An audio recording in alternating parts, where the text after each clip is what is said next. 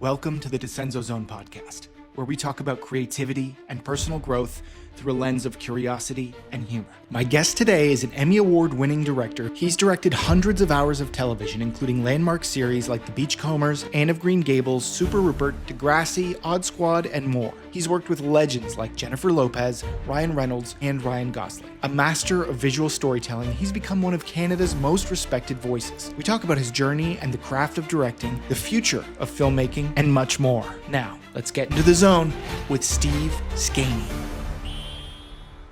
Steve Scaini, it's amazing to see you, man. Thanks so much for being here and doing this. You never changed.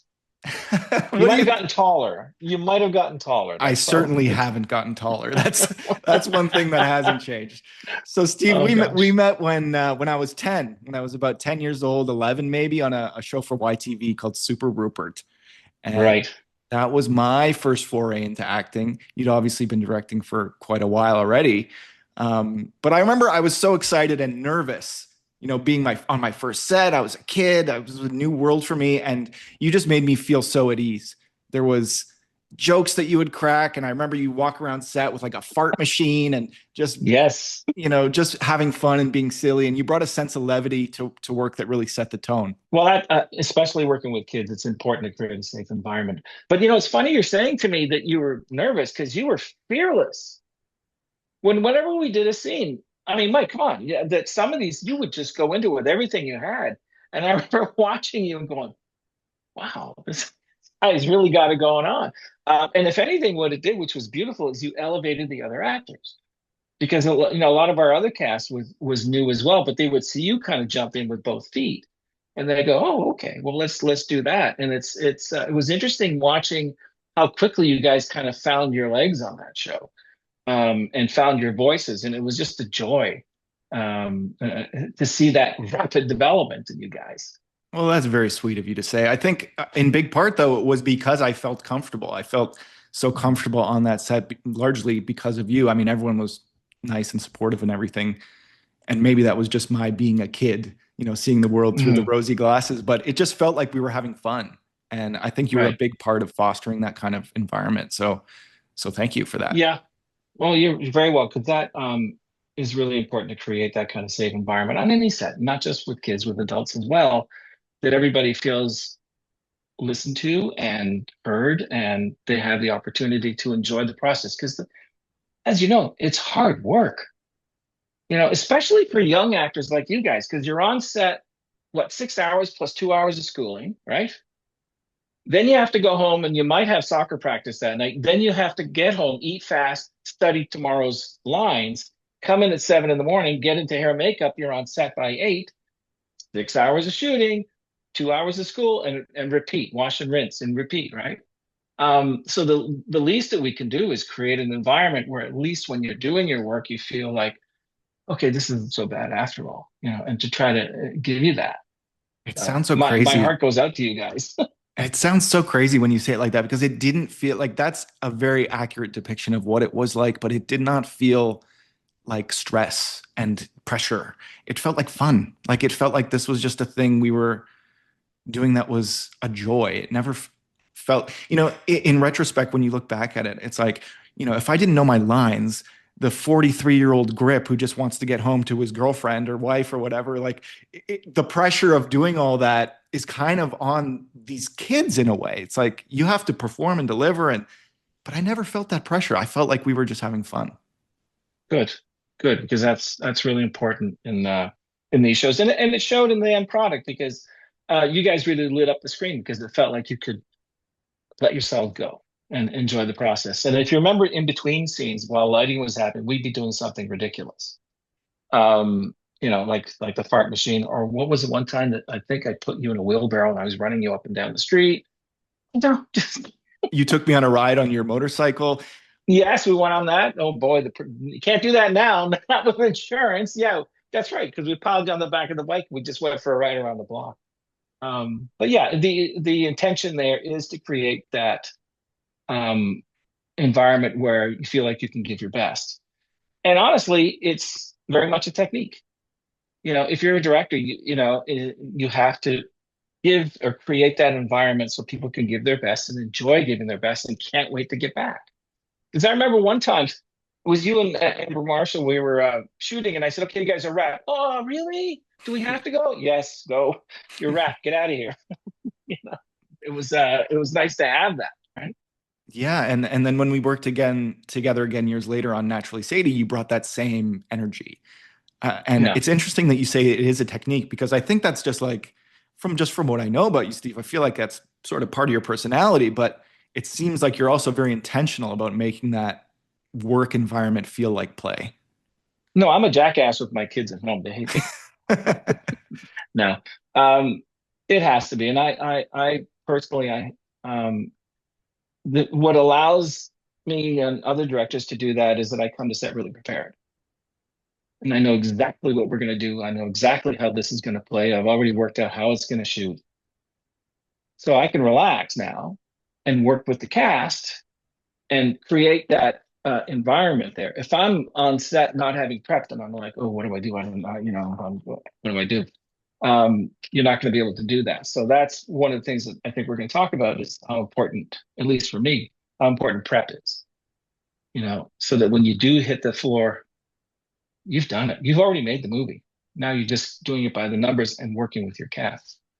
That's a really good way to explain it, especially for people who maybe are wanting to become directors and not really sure what the process is like. So I really want to get into the craft and what a day in the life is kind of like for you. But first, I want to take you back to maybe a young Steve and just what was like the first inspiration that sort of led you down the path of becoming a director? And when did it click that like this was going to be your career?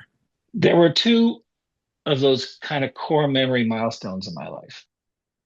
The first one when I was in grade six, that we had bought my dad a Super 8 film camera for Christmas. And then we had to do a school project in class, essay. And I thought, what if I was to make a little movie and I had make it easier on myself? And I asked the teacher, can we make a movie? Because it was a movie about industrial, how the world is becoming industrial. Or that was the essay. And she said, yeah, go ahead. So I went out and filmed trucks and factories and things in Super 8 and then just put some music to it and played it for the class. And I thought, wow, this is a great way of how to get out of doing essays. So for the next bunch of years, anytime that a project like that came up, I'd ask, can I make a little movie? But in the process of doing that, when I was in grade six, seven, and eight, um, I was learning, wow, this is cool. You can really tell a story. So that was the first milestone.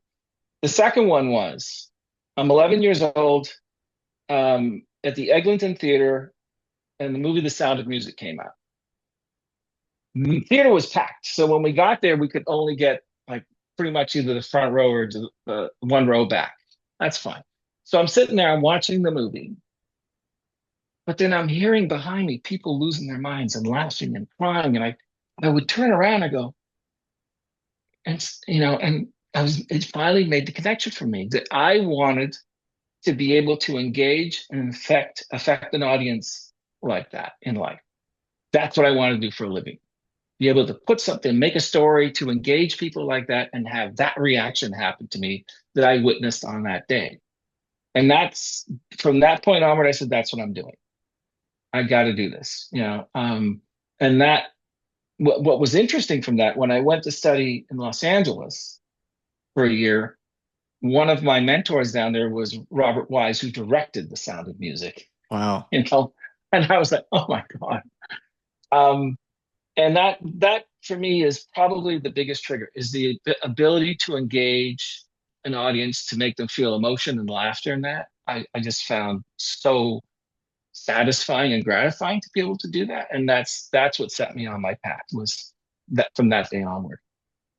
There is something magical about that. I don't know what it is, but I hear from a lot of creative people and even in my own story, having started as an actor and then moving into writing and other areas, it's like that reaction is something that's so powerful. Right. What was it about that was it the idea that you wanted to like impart these feelings in people, or is it something about the power of being like a lot of stand-ups are like enjoy doing stand-up because of the sort of hit of dopamine you get from making people laugh.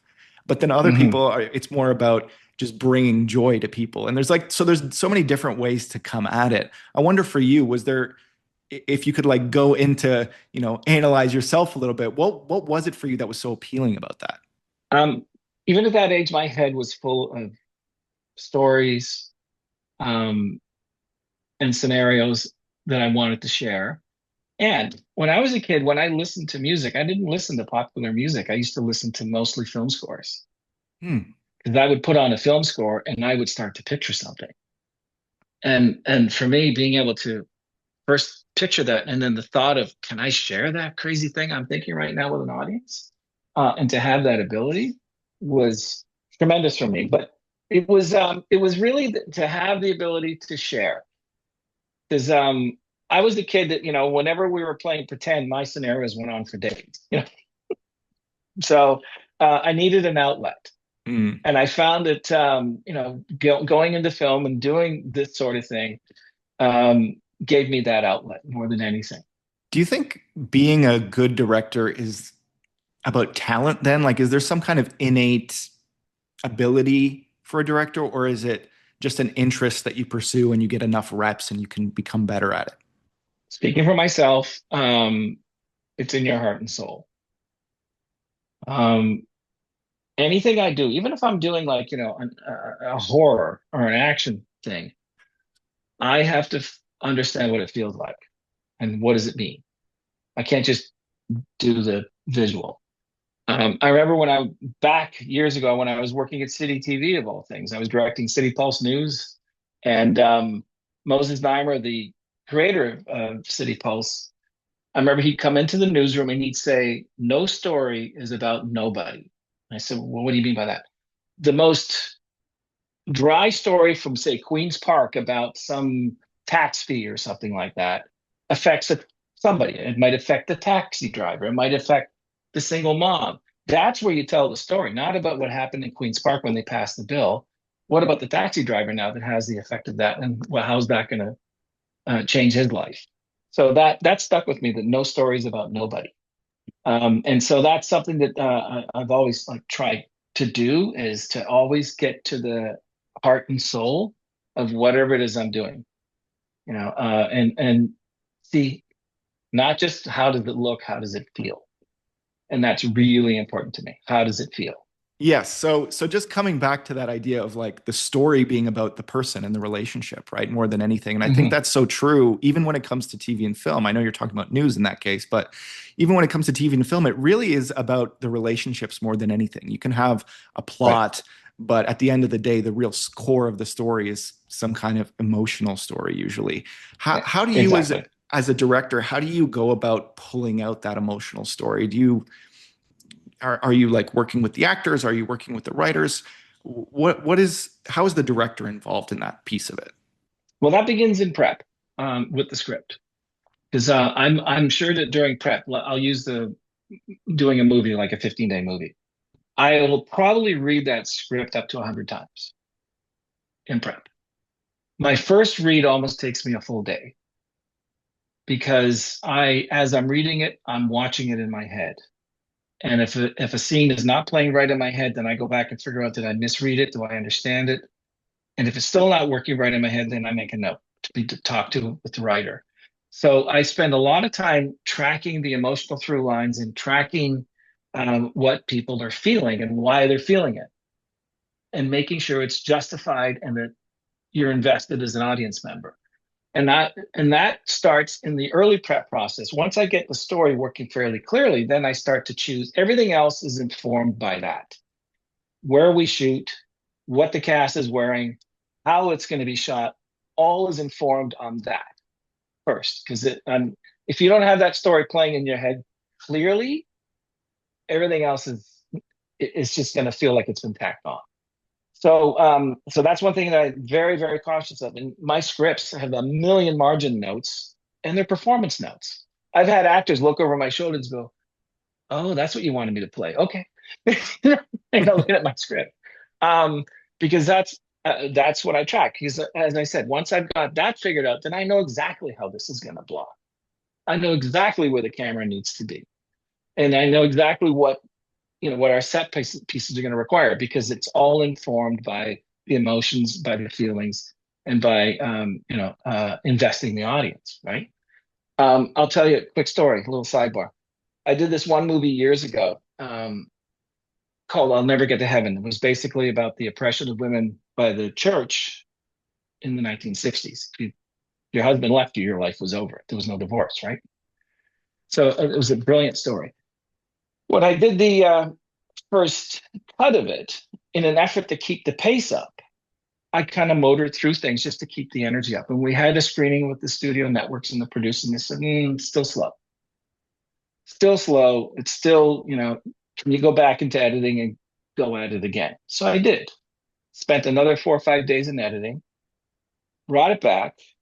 We screened it, and they said, oh my gosh, this now goes like a house on fire. It's amazing. You know what I did? I added 6 minutes to the film. Wow. Because in my haste to try to make it move fast, I was pulling out all these little beats and moments that were investing you in the characters. Once I put all that stuff back in, you're fully invested, and time flies. Right. And I said, I added 6 minutes. They said, you did not. I said, ask the editor, we added 6 minutes. And they're going, oh my gosh. So that is another indicator to me how important it is that your performances and your story, if your audience is invested, they're there. They're hooked into it. And that policy, I use it for everything. I mean, when we're doing our show, when we were doing our stuff, I make sure that it makes sense, that the audience is going to be hooked on that. And it happens on anything I do. And that starts in prep.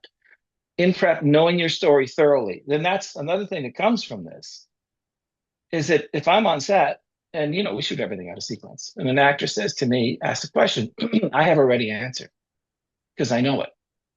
And what I always do when we start a scene, I say, remember, we just came out of this moment here. This is what just happened. Just a reminder. And then you're going to be going to there. So you know your context. And that to me is incredibly important, which then leads, and again, I'm speaking for myself. And then that leads to the next thing, that I am very clear in terms of what the performance should be in this scene and what the moments are. And I make sure that we achieve those. If an actor says to me, do you want me to try it a few different ways? I'll say, no. You can, but this is what is needed for the story.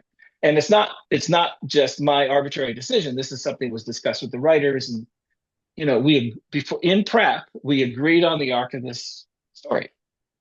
And that's why it's very clear as to, on the day when we're doing the scene, this is what we need for this story. And I'm not limiting the actors there. I'm just saying, here's where we are. Especially when you have to shoot these things in a hurry. You have to be pretty clear about it. But again, it goes back to prep. In prep, we work all of that out. Tone meetings and all that, so that on the day it becomes very, very clear.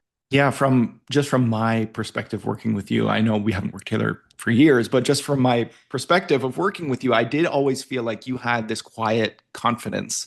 And that's why I think you were so respected and so liked. I mean, I've worked with directors who have a frenetic energy, and that works for them. But with you, it's like a confident, like, I know exactly what we're going to do. We're going to do this. Okay, we're going to move on. Okay, turn it around. Now we're flipping. And so the way that you handle it with such confidence, I think inspires confidence from other people in you. And so it really feels like you are a leader in a way that people can trust you. And I think that also like takes the pressure off the rest of the set. If you have someone who's maybe a little less confident or not as prepared, then it becomes more tense and take longer, and it just sort of, you feel the pressure cooker a lot more. Whereas with you, I don't think anyone, at least on any of the projects I've been on with you, has ever felt the pressure cooker. It feels like you've always made it very easy, and you were always like notoriously, like at least from what I heard, famous for like doing only a few takes. Like you never did like a 45 take shot, whereas other directors did, and then that becomes a whole challenge in and of itself. And I think what you're saying about like really knowing what you want is the key to like achieving that. And like you're saying, there is some value to playing and trying new things, but if you've done all that prep work, you can sort of skip some of that stuff. Right. Well, first of all, thank you for the compliments. When I do this stuff, I'm dying inside, just so you know. But no, and again, it comes down to prep. This is not me knowing being smarter than anybody else because I'm not. But in prep, I do sit with the writer. I do sit with the producer. And what I also do is that with the actors. If I'm doing a series and I have the cast at lunch, I'll say, "Hey, can we talk about next week's episode?" And I'll say, "Here's what we're doing," and I listen to what they're saying, what they're suggesting, and I go, "Okay, okay, got it." And all again, that all happens in the prep process. Another thing that's really important to me is casting, which it's important to everybody. But for me, I like to be in the room with the actors. I This is hate, during the audition process. yes, Yeah. yeah, I hate doing it by Zoom, and I like to be in the room um, for a number of reasons. One is I have the greatest respect for actors because I know I could never do it in a million years. I would die. And I know that actors, they're coming into these situations and it's hard. And what I try to do is first, settle them down. Let's see where we're going here and start giving some notes. And for me, this is like a test drive. It's the ability to kind of work it a little bit and throw some things and see how it works. And also to relax them into the moment. Like I'm sure you've been to some casting sessions where there's the casting director, the reader, director, and then there's like a bunch of people sitting in the back. Hmm. I've always said, please go, because all you're going to do is intimidate the poor actors, and I'm not going to be able to see a real performance here. Right. Especially when you guys are back there, trying to book your Starbucks order. Um, and it drives me crazy because do you know who Nina Dobrev is? Yes. Okay. So she came into audition for Degrassi. She's terrified. It was one of her first things. And it was one of those casting sessions. And as soon as she came in, I could tell, no, she can do this. She's good. But she was like so nervous and so unsettled. And the producer back there's going, And I said, no, no, we need to bring her back, but without the peanut gallery, please. Brought her back a few days later. It was just me, the reader, the casting director, and she was freaking amazing. And the rest was history with her. And that was a case of, creating an environment where someone could give their best. And I know it's hard these days. Geez, everything's been done. Everybody has to audition or um, by Zoom or online and self tapes and that. And I know that's tough. It's tough, but I try to fight against it if I can. There is something special about the in-person process. Even, with the podcast, I hope to move it in person one day because it's just not the same. You know, when you are in that casting phase, how are you determining if they are a right fit? Is it their performance? Is it how directable they are? What for you is the thing that makes you go, oh, that person is it? It's interesting. It's an interesting question. Um, it happens so many different ways. Sometimes someone comes in and just like blows you out of the water. May not have been what you had imagined, but it's just so compelling and powerful that you kind of go to the writers and say, "Hey, you got to see this person. We might need to adjust the story a bit, but I think we got something here." There's that. Other times, on a general thing, like if I'm doing a series or one of these quick movies, I just want to make sure that you're comfortable doing this. You enjoy, especially with young people. I said, "Do you like doing this stuff? Would you rather be playing soccer?" You know, you really. And that sounds like a dumb question, but it's true. Some people get into this, but it's not because they love the idea of acting, but the task, as you know, is freaking hard. And some of them come to set and they're going, "We got to go again. When are we done? When's lunch?" Those are not the people you want. Hmm. Ideally, you want the people who are going to go like you. What? I'm wrapped? Nah, not yet.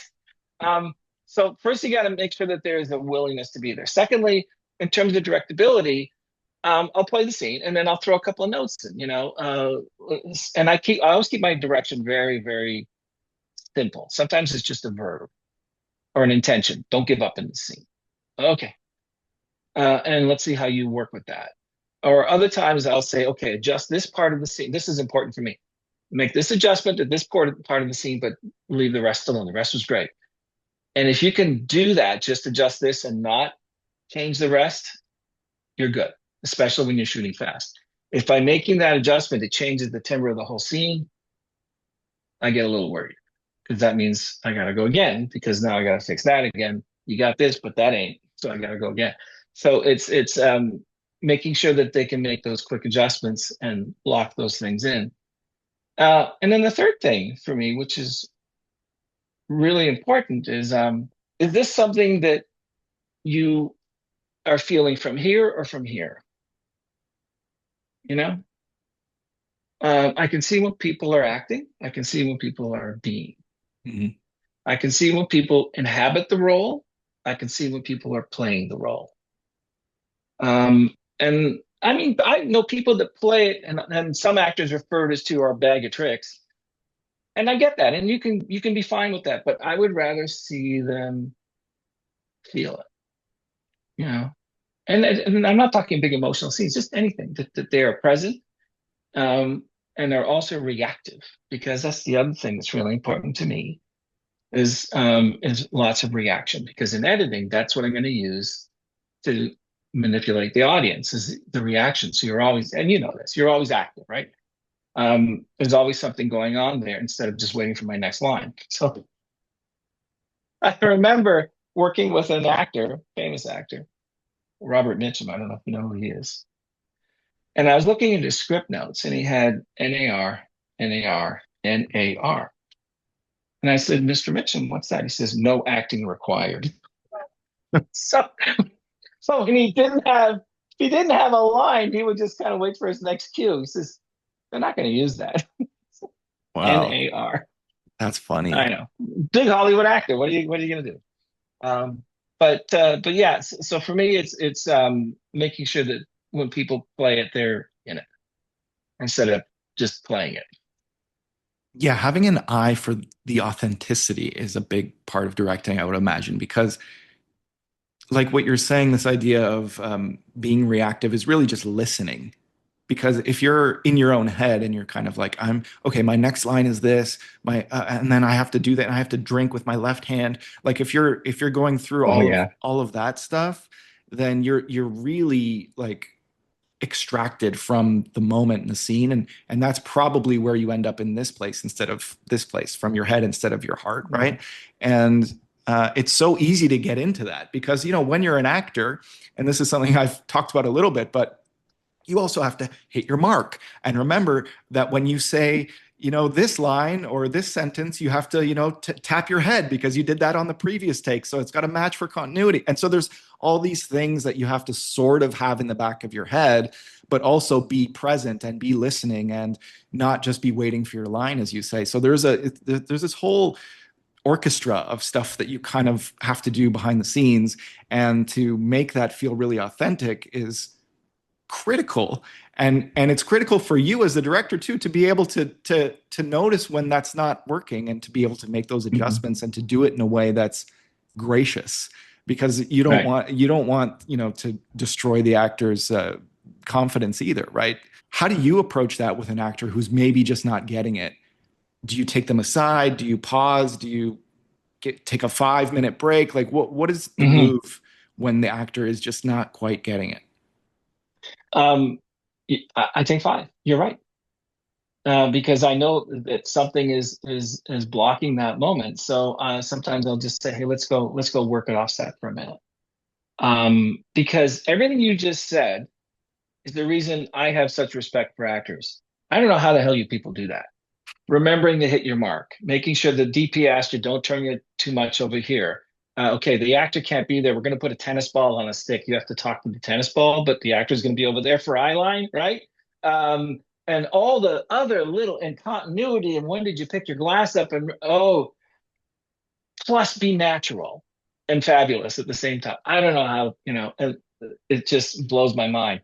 But sometimes, yeah, you're right. I can tell, and this happened with someone I was working with he's super talented, but he just, and I couldn't tell what it was. He was in a good mood. So, I mean, sometimes people are having a bad day. I get it. But something was blocking him getting to the truth of the scene.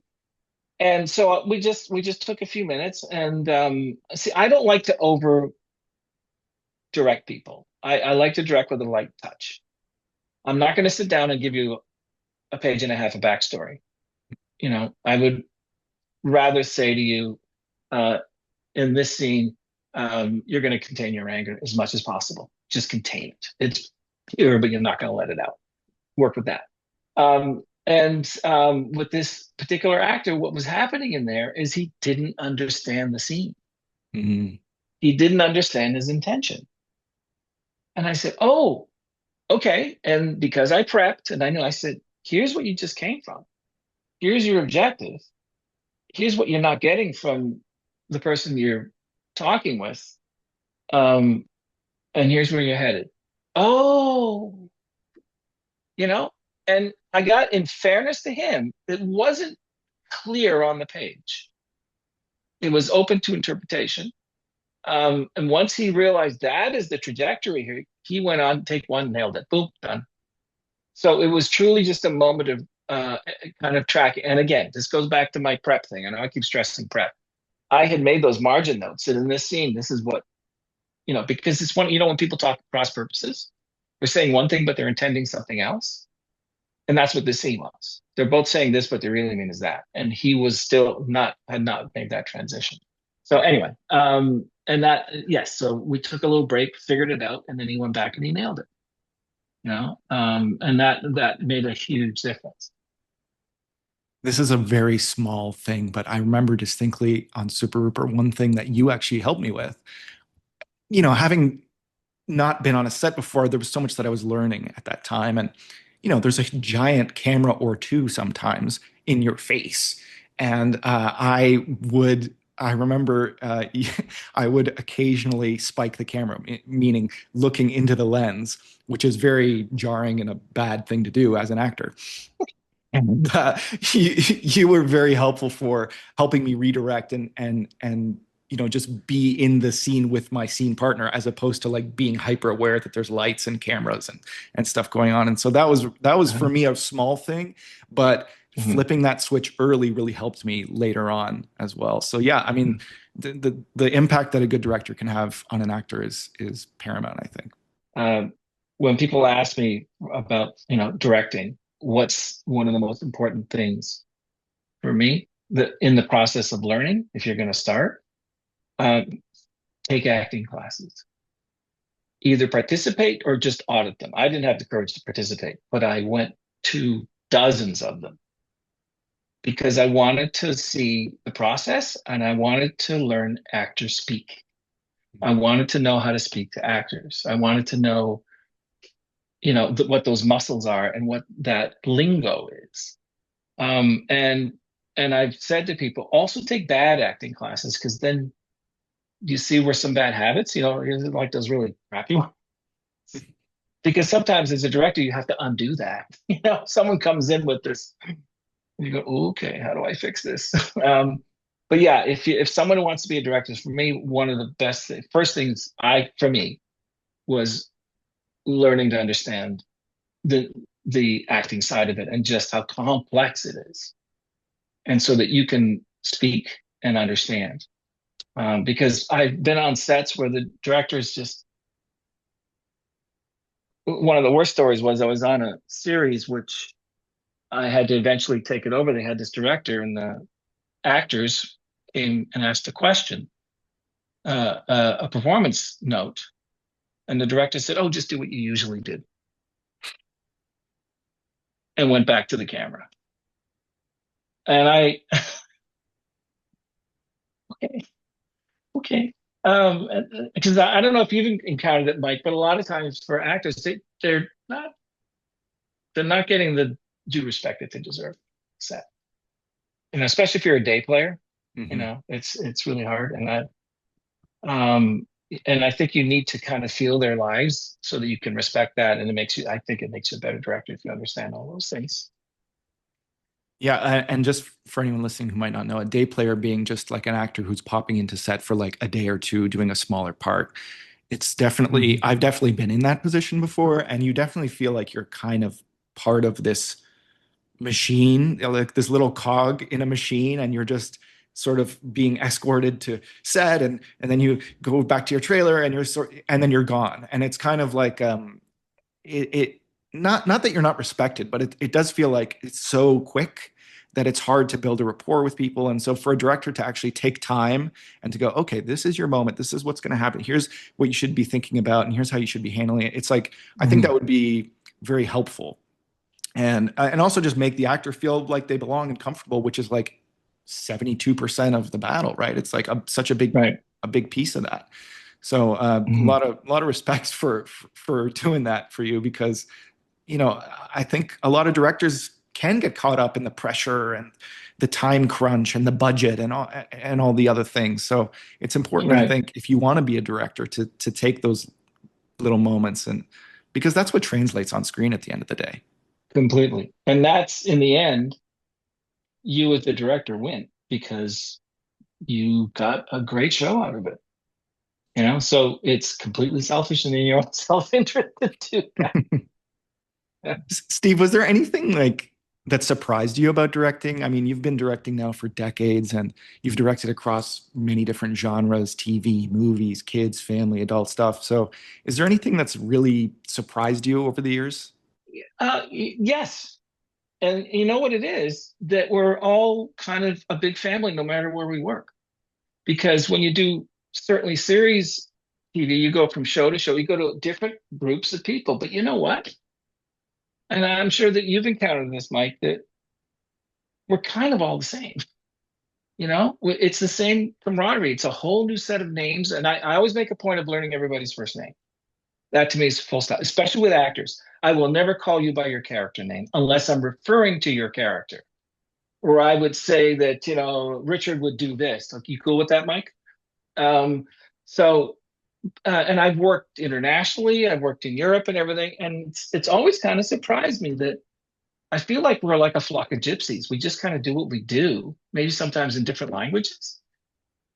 But we also have our own language, like all the weird things we say, like we're going to do this on the day. Oh, we're not doing it today? No, that means we're going to do it when we do it.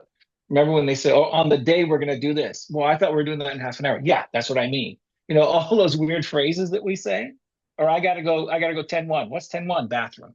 All so we've created like this language, but it kind of surprised me that we're all kind of a big community, and it's amazing, and so we can take our skills and apply them to all these other places, and we still fit, and that to me was amazing because I know other people in other industries and that when they shift to a new thing, it's a whole new world, So that I guess that's one of the things, Yeah, I really can resonate with that, because it does feel like, even when because I've worked in different kinds of roles across film and TV. I've worked in production, I've worked in writing, I've worked as an actor, and there's always that sense of camaraderie. And I wonder if it's like just the creative, like, type of person that's drawn to that field. And so we all know that we're trying to do this impossible, crazy thing. And it's like we're all just putting our heart into it. And there's like some kind of bonding that happens as a result of that. And like we're all trying to do this crazy thing. But yeah, the best sets I've ever been on, notably Super Rupert and naturally Sadie as well, but some others too. It really did have that family camaraderie, that kind of like we're all in this crazy mess together and we're going to figure it out. And that really does have a big impact, I think, on how the day goes and how it turns out on screen too. Mhm. But you just said it. We're trying to do this crazy, impossible thing, and it is. What we do is nuts. It's crazy. It's bonkers. And I think that helps to kind of fuse this with the other people because when you go from show to show or team to team, it takes a day or two, but then boom, you're in. We all do what we do, and then we're gonna have a sad goodbye, maybe a wrap party, and might see you in 2 years, never again. So that was one of the things that astounded me actually is just how much of a community we are no matter where we go. What about when you watch movies, Steve? Can you enjoy a movie, or are you like constantly analyzing the shots or thinking about what you would have done, or Like, can you turn that part of your brain off and just enjoy a movie? Only if it's bad. If it's bad, I'm throwing my shoe at the TV. If no, when I watch a movie, I do not. I just watch it. I get sucked in. I get sucked in like you wouldn't believe. I'll have to go back and rewatch it if I want to see what happened. If it's bad, then I'm just picking out all the flaws, and I get angry because I go, why did they do that? Why did they make that choice? That doesn't connect with what just happened. Um, but this leads me to another thing. Again, talking about directing. One of the things I learned early in my career, and it was by one of my mentors. He said to me, never let him see you do your job.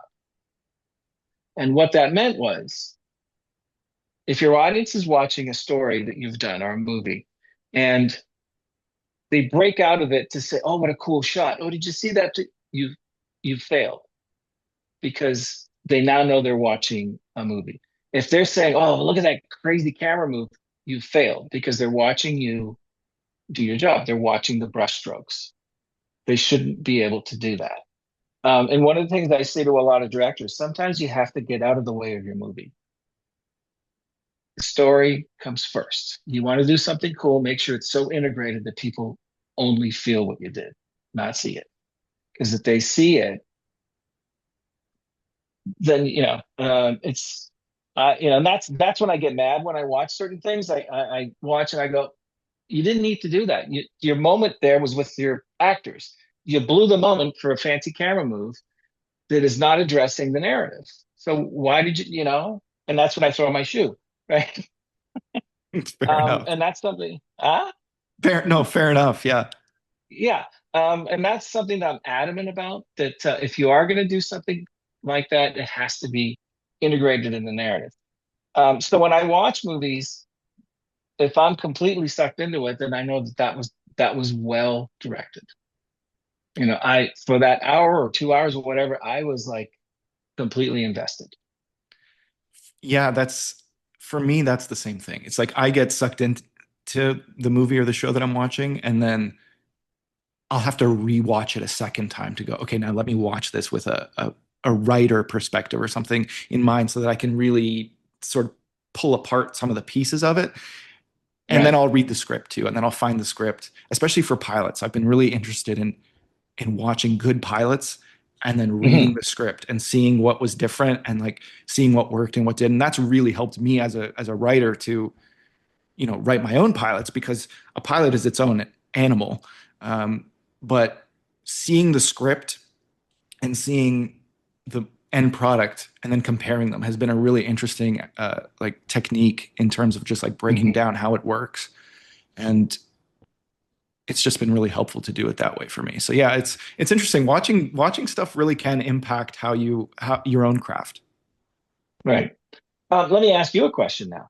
So, because you've done a lot of comedy, so when you're writing comedy, are you playing it out? It's funny. I did stand up for a few years, and Hmm. doing stand up, the reason I sort of transitioned to writing is because the stand up bits that I was doing was myself doing two people. So I would like have a bit where I would be having a conversation and be playing both roles. And then I sort of realized, oh, I'm just writing scenes. And Right. and so then I sort of transitioned more into the writing side. And so it depends what I'm doing. I think if, I'm writing about a like a sketch or something, then I can more easily put myself in that place and play it out from my perspective. But if I'm writing a cartoon about a dog and a squirrel having a fight, it's a different kind of Uh-huh. exercise. But yeah, I always try and put at least a piece of myself into it to see and also visualize it because as a writer, you need to visualize. I try not to. I'm curious your take about this too, because I try not to step on the director with like too much written direction. Like I don't like saying, and then pans left to this, and then Mhm. because I want to allow that freedom. But at the same time, if there's like a story reason for it, then I will put stuff like that in. Yes. But yeah, I guess to answer your question, I try to put myself into those positions, but sometimes it's like you know, if for instance, I wrote for a show called Superwise Comic Book Adventures, which is coming out this year, and it's Nice. you're a bunch of superheroes teaching kids to read, and you know they're fighting the literary villains and doing all sorts of crazy stuff. So it's kind of hard to like relate to that kind of thing on a pure plot level, but there's always like an emotional through line for all those things, right? And the emotional Hmm. through line is the piece that you connect to, that feeling of like, you know, maybe this character's feeling scared or nervous or worried or, you know, happy or whatever the thing is. It's like you can take yourself to a time when you were feeling that thing and inject that into this crazy story about fighting a vowel. You know what I mean? And so it's like That's great. whatever the silly thing is, there's still some humanity in it, right? Yeah. That you can find. And so that's what I've tried to do anyway. That's just been my process, but Uh-huh. I'm sure different people do it different ways. But yeah, for me, that's The, been the reason I ask the question is sometimes when I'm doing my heavy read on a script, I'll be on my feet walking it out. mm, I just, it's part of that first read when I'm playing it in my head. I'm sometimes, my family looks at me like I'm crazy because I'm with the book I'm walking around. So, you know, I'm just trying to commit it to memory in that. are you acting Um, out the different parts, like, or are you yeah, like third's eye? in my lame way, I try to hear the voices Gotcha. and make sure that it tracks and it makes sense. The response makes sense. And again, this is all in the prep process. So that it's funny when after I started doing that, I was a little more prepared on set if an actor had a question. Well, what's happening here for me? Ah, okay. Well, here's what I think. And it just gave me a little more insight by walking around like a goof with my script in my hand. Yeah. If you're enjoying this podcast, do me a huge favor and hit the subscribe button. Another way you can support me is to check out my kids' book. It's called Tiffy and Spiffy Meet a Kangaroo. It's a really sweet story about two preschooler best friends. One is a girl, one is a genie, and they go on magical adventures.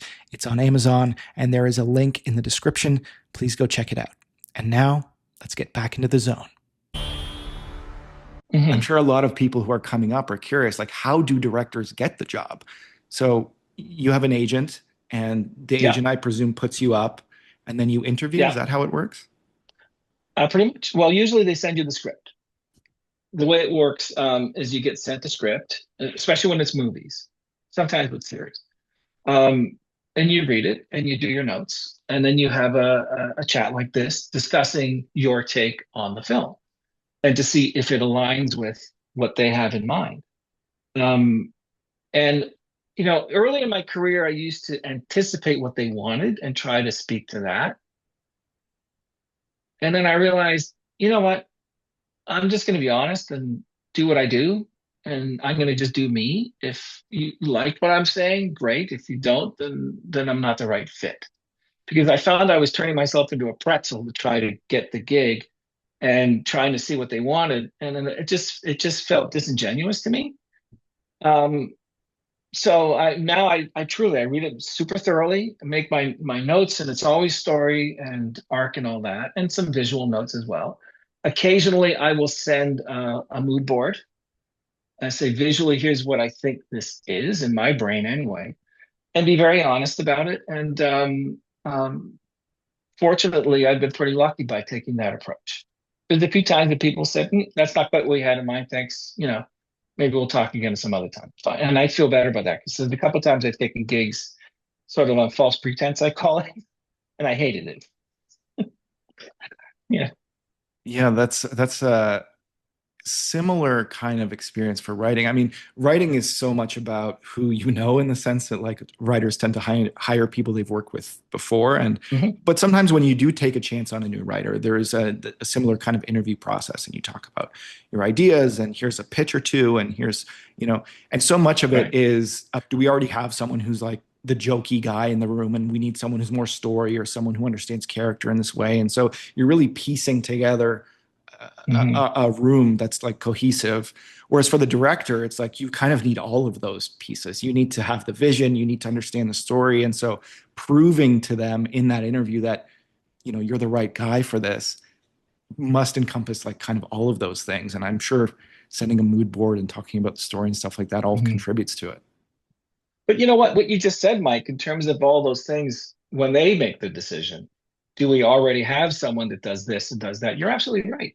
Even when it comes to selecting a director, that's why, before you go into one of these interviews, do your research on the people you're seeing.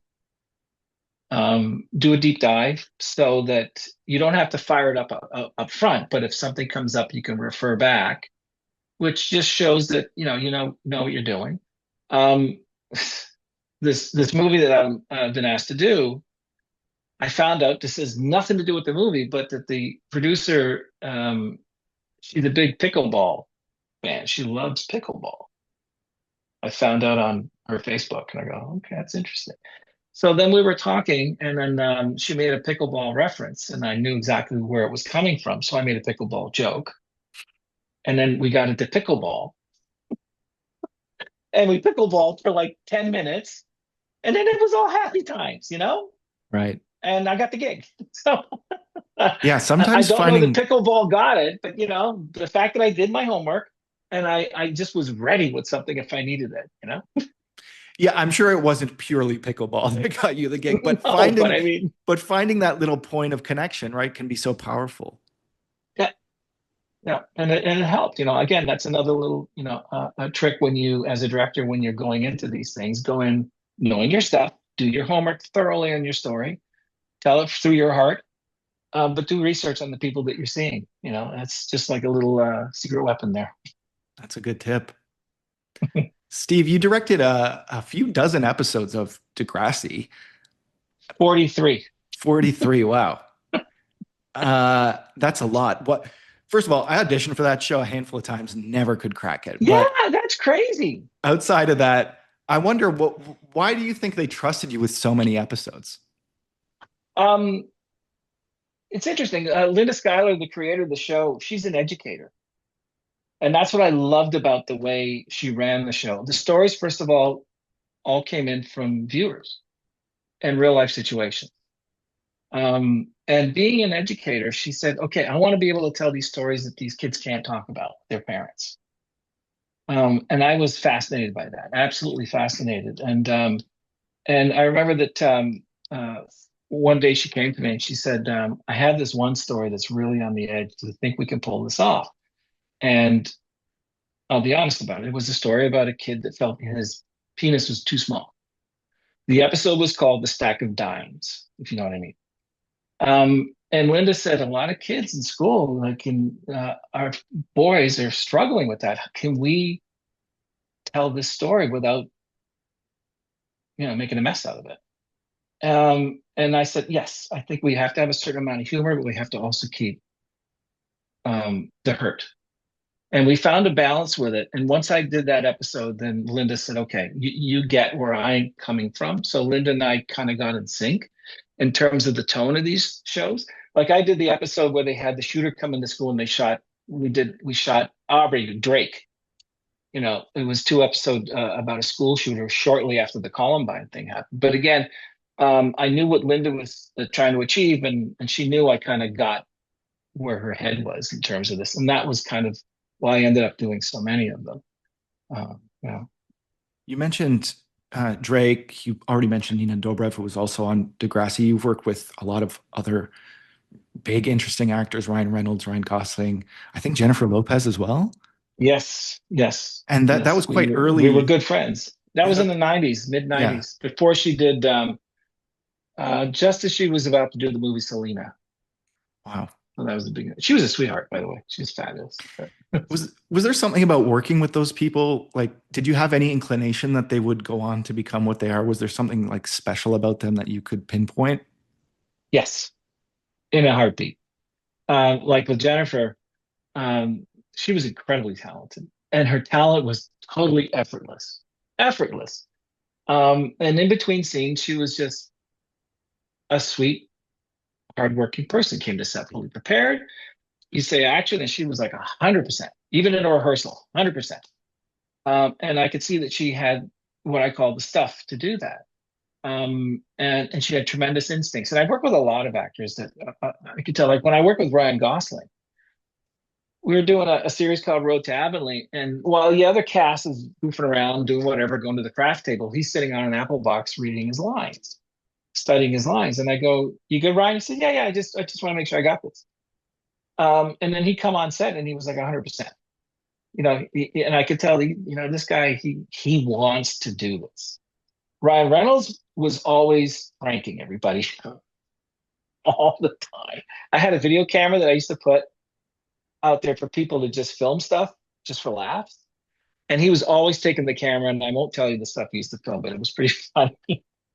Um, but in terms of knowing, yeah, you kind of get, it's funny.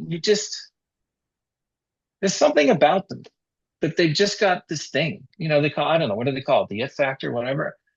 I see it more as a passion and an ease in there, like the talent. I've said your talent is there for free. You've got it. It's what you choose to do with that talent, and I've seen that in a lot of people, like you. I remember when you were like 9 years old, or however you came on to set like a storm. Just okay, what are we doing? What are we doing? Am I here? Am I here? Okay, let's do this. No, which was great. Whenever we call for cast, you were always the first one out. And if you didn't have something to do, you're over talking to the camera guys, or you're over there talking to the sound guy and asking questions, or you'd be sitting next to continuity looking, and that to me said, this guy's in it, he's in it for life, because I saw you do all that, and it was like, this was your playground. And that to me right away, I remember saying to Ray Story, remember Ray Story was on the show, one of the writers.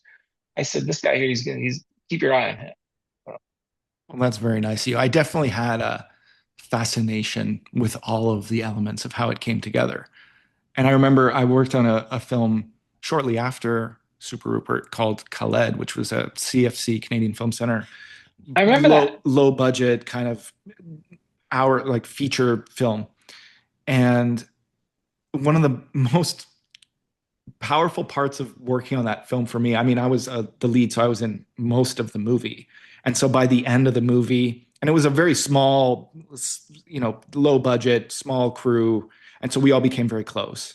And I remember for me, one of the most powerful moments was we were having trouble shooting some kind of angle or some kind of scene because we were in this cramped little apartment and we couldn't do it. And I heard the director speaking to the DP and the camera guy, and they're like, okay, maybe we do it like this. Maybe we need to do this. And I remember I said, hey guys, why don't we just cheat it and like go like this? And then I could like stand here and like look this way a little bit. And then they were like, oh, okay, yeah, let's do that. And so it was like, they're like, this kid is like, it was more of like a team. It felt like being part of a team as opposed to being like, oh, I'm just the actor and I will do the acting. And, maybe I could get away with that more because I was a kid and I was cute back then. But it was, for me, it was just like being part of the process was so fun and so creatively satisfying, even at that age. I mean, it still is for me, but it's like just being in the weeds with everyone was like part of the fun for Right. me. Yeah, absolutely. I could see it. Steve, you shot all over the world now. You were just you telling me off camera about how you were shooting in Rome. Do you feel like there's a difference not only in the genre but also in the location? Like, does it feel different if you're shooting in Rome versus in Canada? And does it matter whether you're shooting a drama or a comedy or a TV or movie, or do you come at everything with sort of the same kind of headspace? Come at it with the same headspace. Because again, same process. Still prep that story. It's a different set of um, you learn a little bit of different. There's different crew dynamic and who does what. But as I said earlier, we're all kind of the same community. We all kind of this is what we do. And it's interesting when I hear them using the same vernacular that we use here in North America when they say certain things. It was wonderful. But what does change is the world, and I when I travel to any one of these countries, I am the biggest freaking tourist ever. From the drive from the airport, oh, what's that? What's that? Can we shoot over there? Oh my gosh, what's that? And they laugh their heads off because they see it all day long, right? They see it every day. And I'm just losing my mind saying, can we do this? Can we do that? And it was interesting when I was working actually in Budapest, doing a movie in Budapest. The first AD came to me and he says, you know, it's funny, I've never seen my city the way you see it. Hmm. You know, I just walk through my city. It's a beautiful city, but through our eyes, the people that just came in to do it, he says, I just fallen in love with my city again. And I said, oh, that's really cool. Because I guess you go there now, everything is new and fresh, and you just want to capture it all. You want to experience it all. You know, you want to, and you want the audience to feel that. I remember going through whenever I do these, I go through the script. I go, why are we endorsed for this scene? Does this have to play in the kitchen? You know, Hmm. can we be on this? Can this be a walk and talk on the street? You know, why are we inside? And I literally go through the script, and unless there's a narrative reason for it to be somewhere, I put it out on location somewhere. Um, and because we've also learned how to do these location shoots in these other cities pretty efficiently with a small footprint, which is what you like when we shot in Rome. We literally had a golf cart rigged with I think I sent you a picture with a Ronin and a short arm on the back. And we shot at the Forum, we shot at the Coliseum, we shot at the Vatican, no problem. Because we were on a golf cart with our camera with nice soft rubber tires. We could go anywhere we wanted. That's Yeah. amazing. And it gave us an opportunity to really show it off.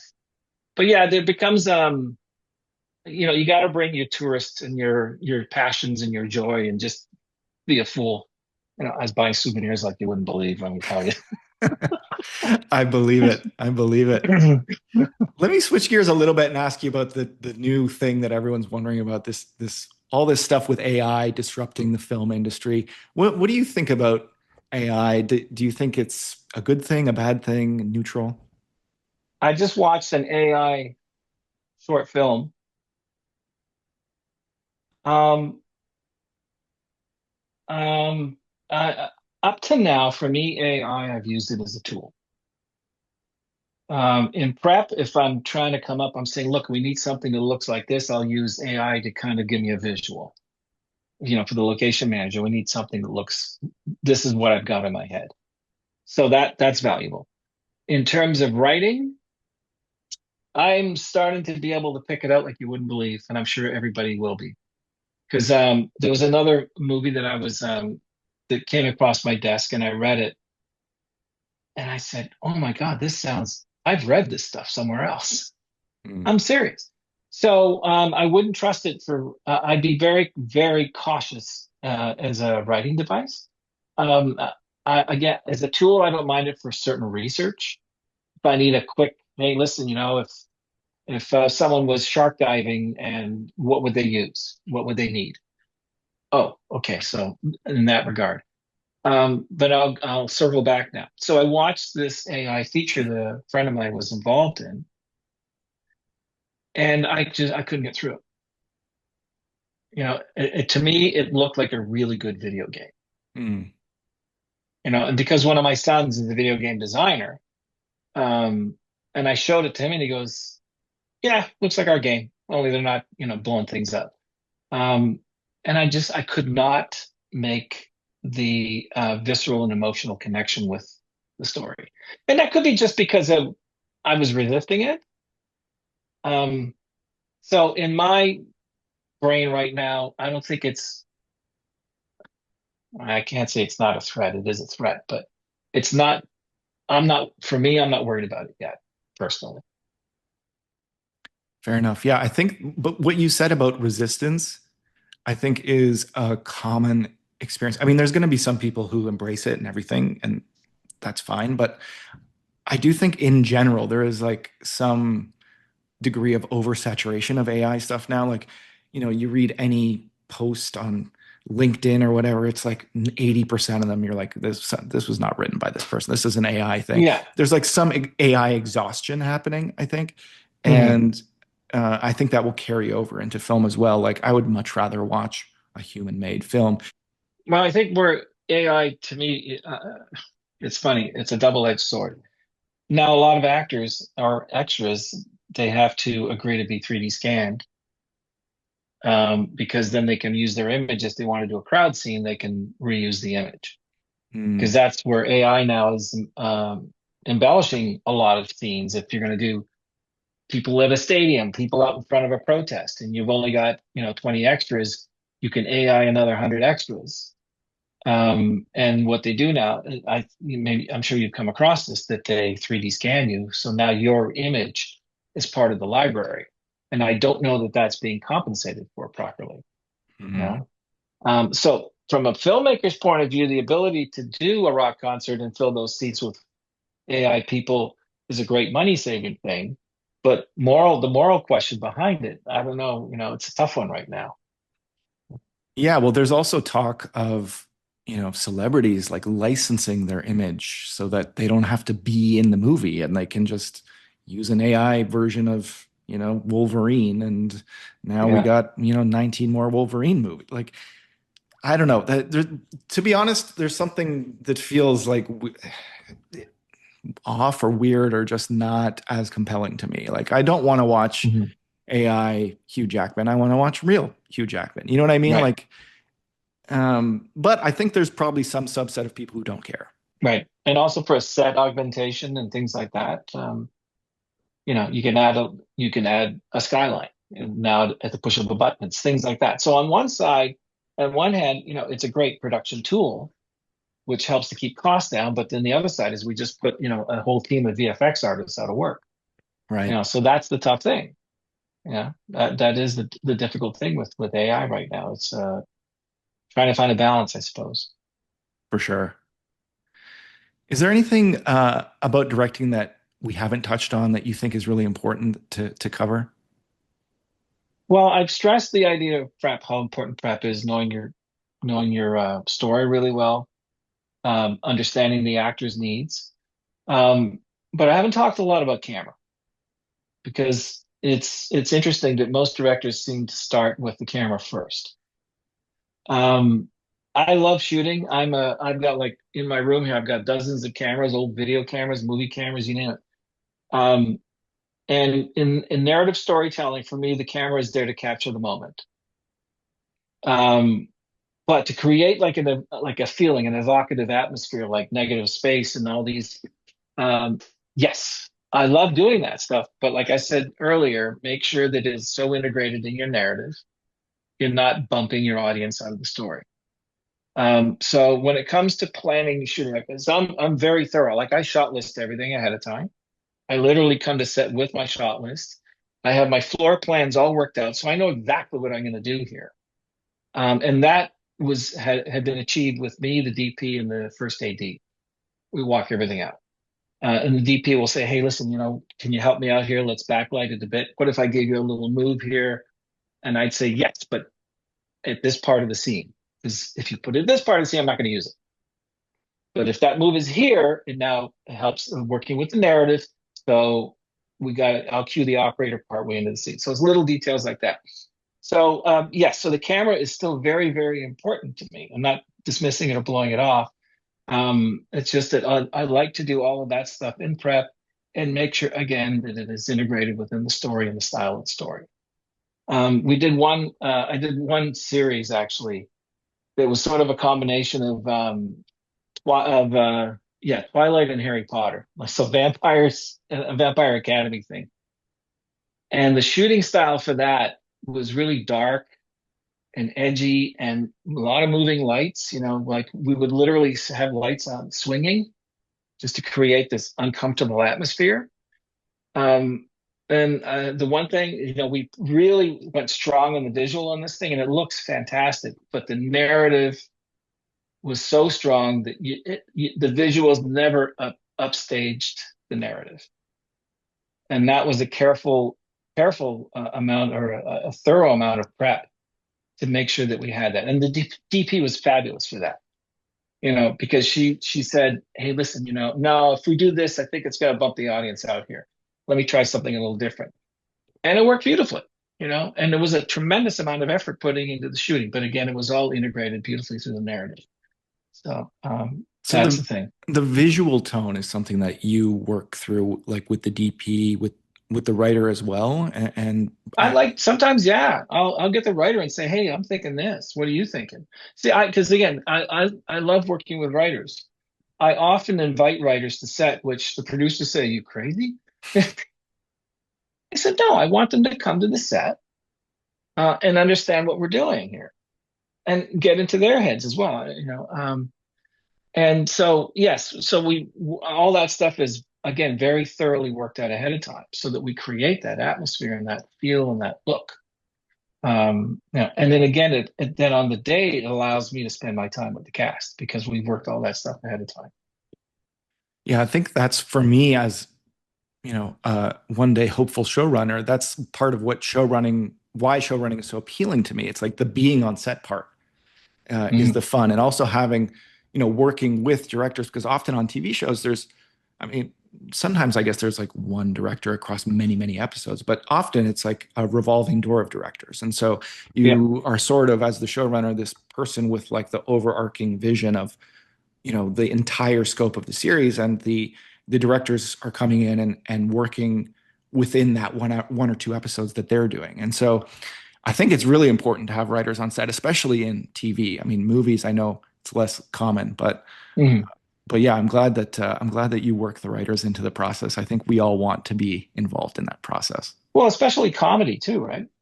For sure. Because with comedy, because I've done a fair amount of sitcom as well, multi-camera sitcom, and the writers are there. So if a joke is not landing, okay, we need a better joke here. It's just, in the read through it seemed to be funny, in the rehearsals it's funny. With the audience, they're not laughing. We need a better joke. Yeah. So huddle, huddle, huddle, and then they come up with it. Um, but yeah, I've always appreciated having the writers. It doesn't always work. I was doing one movie and I had a fairly big name playing the lead, and she came up to me, the lead, and she says, "Can you tell the writer to just move over a bit? She's kind of right in my eye line, and every time I do a line, she does this. You know, I feel like I'm massacring her script. Can you tell her to get That's And hilarious. this is a big name, like a big name actor, and she's going, and the writer's like doing this whenever she would say the line.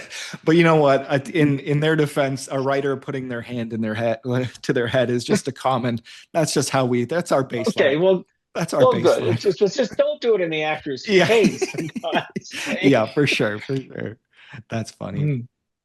If someone wanted to, let's say there's a kid in, directing with directing aspirations, is a single piece of advice that you would give them today starting out? What should they be doing? Film everything. Film everything. You're gonna go to the grocery store, film it. Your dad's washing the car, film it. You what anything. Because that's what I started doing is just teaching my brain to see the world through that lens and how to then share that with other people. So yeah, I tell young filmmakers, get your friends together. If you're in college, you have your, go to the theater department, get your actors, go to the film people, get your crew, put it together, make stuff. So a lot of it's going to suck, but every time it sucks, you learn. And just keep doing stuff. Like I always have a camera with me. With my kids, their entire lives have been filmed. Whatever we did, apple picking. One of them one day he decided I'm going to shovel the snow with a teaspoon. I said, okay, fine. I'm going to come out and watch you shovel snow with a teaspoon. It was hilarious. No, but the point is, again, it teaches you to tell stories through that lens, and just keep on doing it because then you're going to learn that language, and then from there you just expand it. So that's a really helpful sort of film theory, like in terms of like learning the craft. I wonder about Mhm. like a practical thing though. Like how does someone get a directing agent? How do you go about doing that?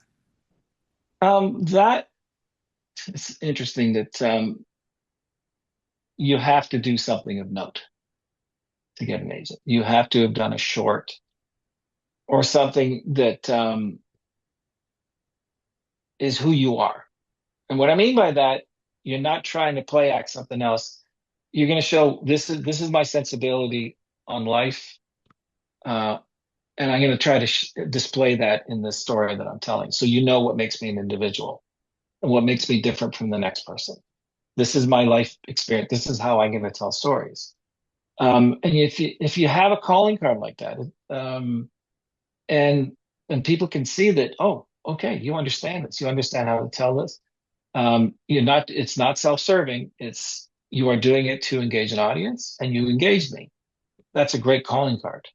The other way into it is, of course, you start working your way through the system. You start out as a PA, and you eventually, and a lot of ADs become directors. They feel like that's the next step. ADs being Um, assistant directors who are sort of running the yes, day-to-day logistics of a set. right. And then they slide into directing. That seems to be a very common transition. That's good, but then I go back to my original point: learn how to work with actors, learn how to tell stories. Don't just be good at making your day. You gotta tell a great story here. And this is why I say to a lot of people, editors make great directors because they know what they're in the room. They're looking at all the nuance. And script assistants are really good at it because they know what's happening, and actors because actors understand performance and story.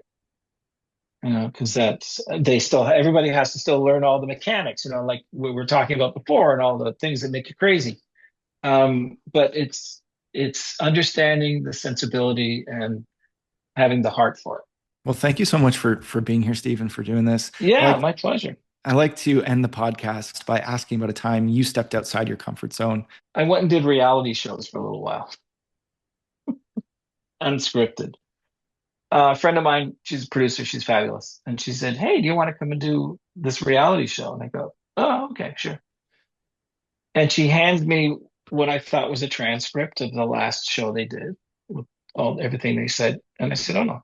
And she said, "No, no, that's the next one we're doing." I said, "It's scripted." She says, "Yeah, it's scripted dialogue." She said, "Yeah. So you want me to get these people to say this?" She said, "Yeah." "Okay. Did they really say this?" "Some of it." "Okay." So this was a show about people having relationship issues with their in-laws. And this relationship therapist comes in and observes the family, the dynamic, and then tries to help them.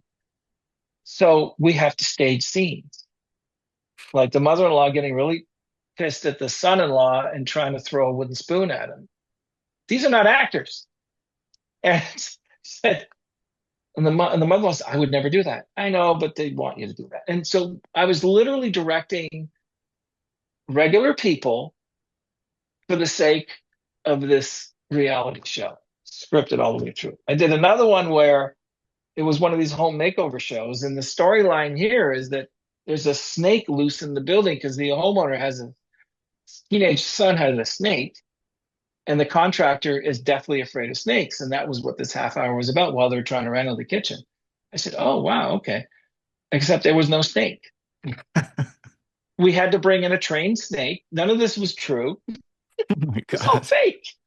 So after doing a bunch of these things, I realized, okay, so they're not reality shows. They're just um and I thought, okay, I wasn't comfortable with that. We were messing with people's heads. Yeah, And I basically I abandoned it. I couldn't do it.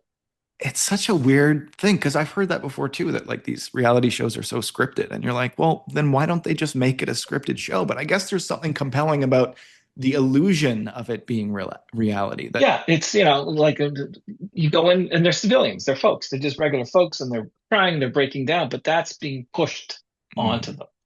I was expected to, to encourage them to fight, physically fight. I said, I'm not going to do that. If it's actors, yeah, we're going to get our stunt coordinator in here and we're going to choreograph a nice fight. I'm going to say action and we print it. I'm not going to get, Mr. and Mrs. to have a fight. I couldn't. And so that I bailed on it. I said, I'm never doing this stuff again. So that I tried it, didn't like it. I left. but you know what, that takes courage too, to be able to walk away from that, because it's like you have to stand on, what's important to you and Right. also your craft, and you're putting your name on it, and for you not to be comfortable with that and be willing, like so many people, I know this is a tough industry, and so people do what they can for a paycheck, and I get it, but like for you to walk away from that kind of thing because it is just not a good fit for your morals, your craft, your creative, I have a lot of respect for that because, it's hard to have the courage to walk away from things like that sometimes. So Mhm. I respect it a lot. Well, it was fun while it lasted. Well, Steve, thanks so much for being here, man. It was such a pleasure to catch up with you and learn more about your story and your journey. Is there anything coming up that you want people to watch? There's this movie I'm going to be doing in Texas, and then I might be doing a new show in Singapore about a mermaid. So that's that's once the world settles down a bit, then I'll be doing the mermaid show in Singapore, which will be fun. Very cool. Well, we'll definitely keep an eye out for that. Thanks so much for being here, man. It was great talking with you. Okay, absolutely. Thank you, Mike.